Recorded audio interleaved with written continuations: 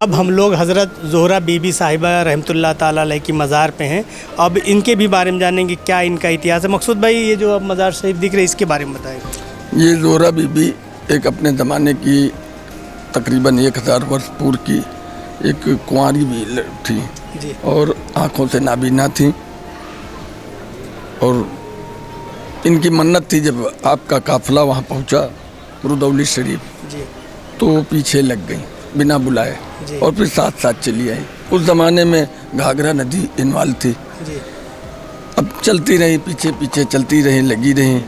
आप उस वक्त आप तो पैदाइशी वली भी हैं, शहीद तो हैं जी, हैं, बिल्कुल। लेकिन वली वलायत भी आपको पैदाइशी है, बिल्कुल। क्योंकि उस ज़माने में लोग इतना कोई प्रचार और प्रसार का माध्यम था नहीं।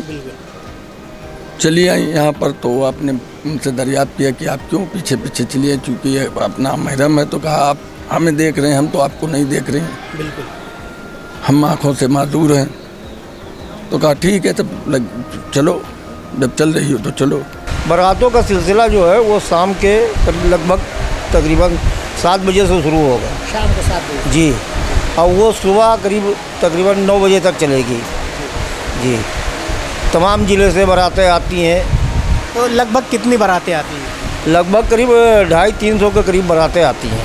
इतनी बारातों को सुबह रात 7 बजे सुबह 9 बजे तक कैसे आप लोग मैनेज करते हैं? अब हम लोग मैनेज करते हैं, एक बारात जैसे अंदर कर दी तो दूसरी बारात फिर उसी के पीछे तबड़तोड़ कर दिया, यानी कि ज़्यादा रोकते नहीं हैं उनको, जल्दी जल्दी उनको अंदर ले लेते हैं ताकि जो है उनका जल्दी से का नाम है मामला भी सिमट जाए, ज़्यादा भीड़ भी ना हो, उससे कोई वाइब्रेशन ना पैदा हो, इसलिए उनको जल्दी जल्दी अंदर निकाला करते हैं। तो जैसे जो बारातें आती है वो अंदर आने के बाद कुछ कार्यक्रम भी अपना अंदर आने के बाद में उनका दहेज सामने लिखा जाता है मालखाने के पास, वो अपना अपना दहेजा सब लिखाते हैं। और लिखाने के बाद में जिनको हाजिरी देनी हुई वो अंदर चले गए और जिनको नहीं हाजिरी देनी हुई वो वापस चले गए।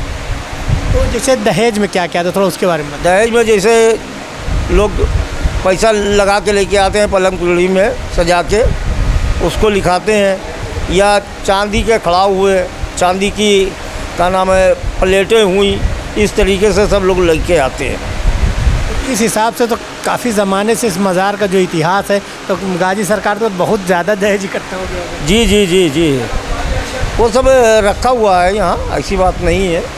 तो कुछ ऐसा कुछ खास बारातें जो कुछ बड़े जैसे चाहने वाले हैं, बड़े जो मुरीद होते हैं, तो उनको किसी का खास के बारे में? देखिए, सबसे पहली बारात तो रुदौली शरीफ से आती है, जो जहाँ की ज़ोहरा बीबी साहिबा रहने वाली हैं, वहीं से मेन बारात आती है रुदौली शरीफ से जी। और उसी बारात से संबंधित सारी बारातें होती हैं जी। मतलब सबसे पहली प्रारंभ, सबसे पहली जो बारात की एंट्री होती है मज़ार शरीफ में, एंट्री तो बाद में होती है। एंट्री तो क्या नाम है, जो आगे आ गया उसी की एंट्री पहले होगी। अच्छा। हाँ, एंट्री के लिए कोई ऐसी वो नहीं है कि पहले उन्हीं लोग आए तब उनकी एंट्री होगी।